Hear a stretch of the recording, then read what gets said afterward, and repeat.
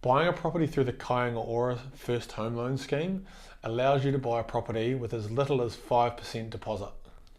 To get approval for this, you've got to go through both the bank that you're trying to get the lending through, and also Kainga Ora has to sign it off as well.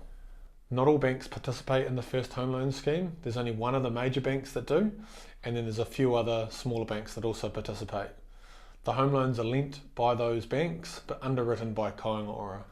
Importantly, the Kainga Ora first home loan allows you to buy a property with less than 10% deposit, which you can't get through the ordinary channels at the main banks. When trying to get a home loan through Kainga Ora, you must fit within both their lending policy and the bank's lending policy. This includes being a first home buyer or being in a similar position to an ordinary first home buyer. You must also be a New Zealand citizen or a permanent resident.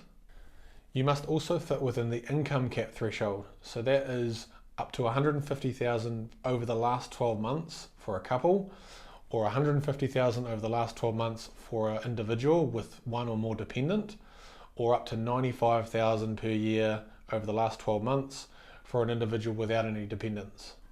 You must also be employed for at least the last 12 months, or if you have changed roles, you need to show that your income has been stable in the same industry over at least the last 2 years. Ideally, the bank that's trying to give you the lending would like you to have as little short-term consumer debt as possible as well. And so ideally you'd have less than $5,000 in this space. You'll also have to get lender's mortgage insurance. This is typically a fee of 1.2% of the loan amount, which is payable up front. But most lenders will allow you to add this to the loan amount so that you don't actually have to absorb that up front. But it will form part of your loan and therefore adds interest cost to your overall servicing.